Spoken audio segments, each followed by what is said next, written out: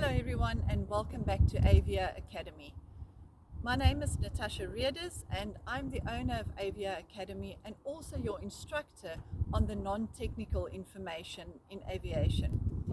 The reason I'm bringing aviation to you in this way is so you have easier access to get to know the industry in a way that you don't really get to Google it on the internet, or where there's a lack of people sharing years and years of aviation information with you.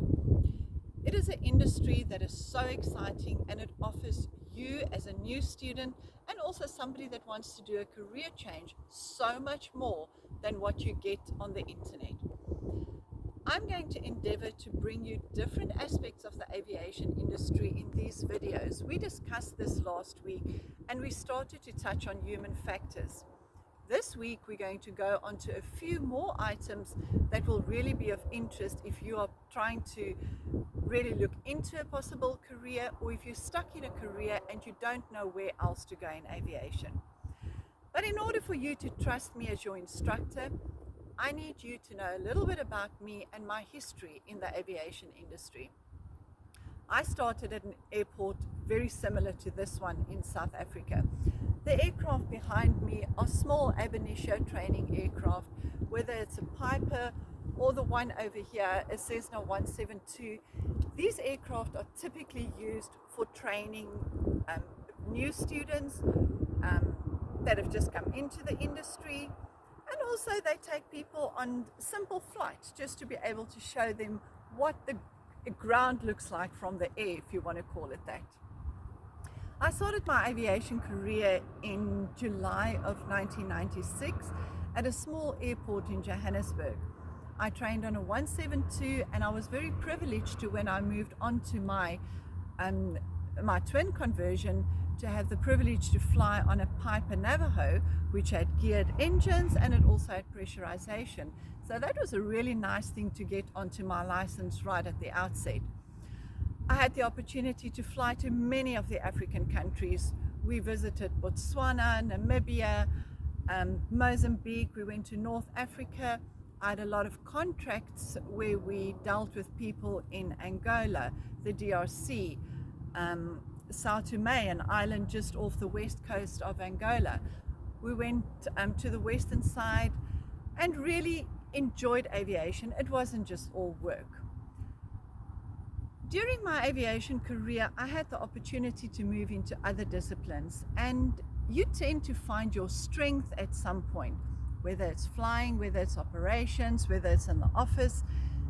I liked everything about aviation. I can't say that there's one single thing about aviation I didn't like. In 1998, I became the vice president for the Helicopter Association in South Africa. And one of the portfolios that I looked after was the 911 helicopter dispatch from Midrand. Really interesting area to be in, very controlled environment, and as you can think, with being medical dispatch, how many people behind the scenes work in that industry alone. Other than that, I've had extensive experience in the charter industry. I was also very fortunate to find jobs and heading up the charter industry in some of the biggest charter aviation companies in South Africa. I moved from one to the other to gain extensive experience, and I became an operations specialist. Now, what does that mean? An operations specialist is somebody that understands all the mechanics behind making this aeroplane fly with passengers. And I'm not talking about airline, I'm talking about charter. Charter is a private aircraft that gets booked for private passengers, sometimes sports teams, private individuals, businessmen, or just people that can afford to make use of that kind of aircraft to go on vacation. Behind the scenes of that, if it's an aircraft that leaves the country, we have to make proper arrangements for fuel. We need to make sure that every passenger is on the manifest. We need to make sure that their passports are in control or current. We get passport control to come and check those passengers' passports. So it's not as stringent as the commercial airline airports. It's a far more relaxed environment. But we are ultimately responsible for the safety of that passenger. We need to make sure our insurance is in place. I need to make sure that the fuel that they pick up at their destination is booked long in advance, so if they get to a remote destination, the aircraft is not stuck there without fuel. We make sure that the passengers have catering on board and just have an all-round VIP experience. I absolutely love charter, and we will bring that to you. Further on in my career, I had great opportunity to travel some more. I have done international travel extensively, and in 2017 I was awarded my PhD from a university in the United States for my contribution to aviation.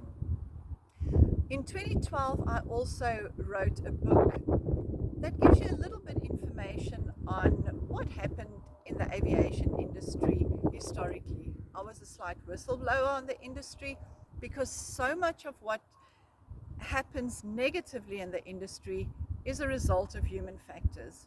It's a result of people breaking the law. It's a result of people flying illegal.